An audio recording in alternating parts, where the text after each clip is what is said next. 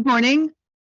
Let me extend a warm welcome to our distinguished ministers and chiefs of defense. Thank you for joining us for today's 14th meeting of the Ukraine Defense Contact Group. I'm Celeste Wallander, Assistant Secretary of Defense for International Security Affairs, and I'll serve as facilitator for today's contact group. I would like to thank Ukraine's Minister of Defense, Alexei Reznikov, for joining us again today.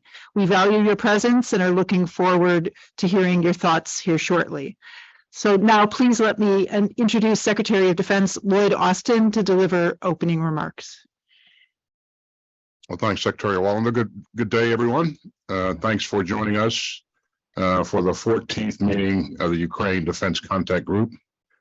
And again, I'm especially glad that we are joined by our good friend, Alexei Reznikov. Alexei, your leadership reflects the fierce determination of your people. Ukraine has inspired the world with its courage and spirit in the face of lawless Russian aggression. Russia's war of choice has now lasted more than 500 days. It was entirely unprovoked. It is entirely unnecessary, and it is entirely unjust. Russia continues to bombard Ukraine's cities, and no civilian is safe. And Russia's missile barrages and drone strikes have inflicted untold death, injury, and trauma on innocent Ukrainian men, women, and children. But after more than a year of war, the whole world can see Russia's failure to achieve the goals of its war of aggression. Ukrainian people have shown deep resilience in the face of great cruelty. And Ukraine's forces continue to fight valiantly to defend their fellow citizens and their country. Ukraine's counteroffensive marks a key moment in this tragic war. The Ukrainian armed forces have taken the initiative to regain control of their sovereign territory, but Russia's aggression against Ukraine has produced a highly volatile situation. Putin's war continues to take a terrible and bloody toll. As I've said, Ukraine's fight for freedom is a marathon and not a sprint.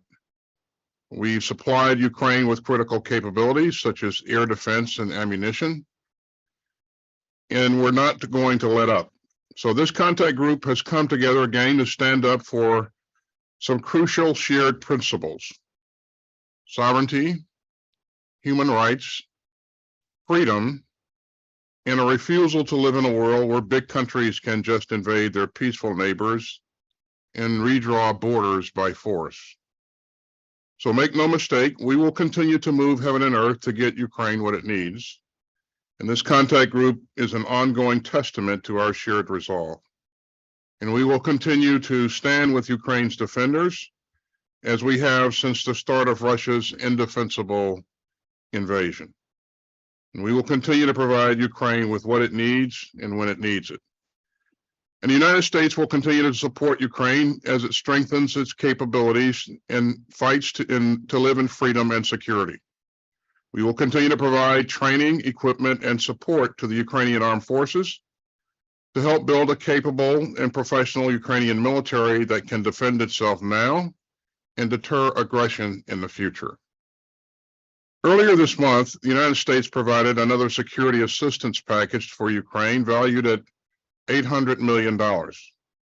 That package funds more air defense systems and munitions, as well as critical rounds of ammunition that Ukraine needs right now.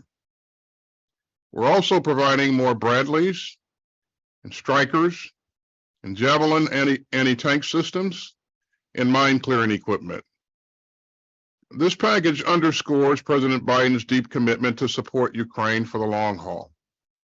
And I'm proud that we are joined in this historic effort by so many staunch allies and valued partners. And we deeply appreciate the efforts that all of you have made to support Ukraine's right to live as a sovereign state. Recently, Norway committed to sending additional components that will expand Ukraine's NASAMS air defense systems. And Germany will support a new package worth $770 million which will include Patriot launchers and 24 Leopard tanks and 40 Marder infantry fighting vehicles and 20,000 artillery rounds.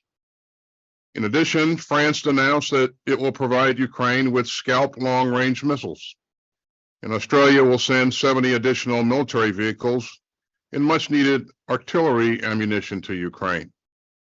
And ladies and gentlemen, Ukraine is fighting for its life, and the stakes are high, but this contact group has never shied away from a challenge. This is a profoundly important moment in the history of this war and of this century. And the United States will stand with Ukraine for as long as it takes, and so will this contact group. Together, we'll continue to move heaven and earth to let Ukraine defend its freedom. And so with that, I'll pause to let our friends and the media depart.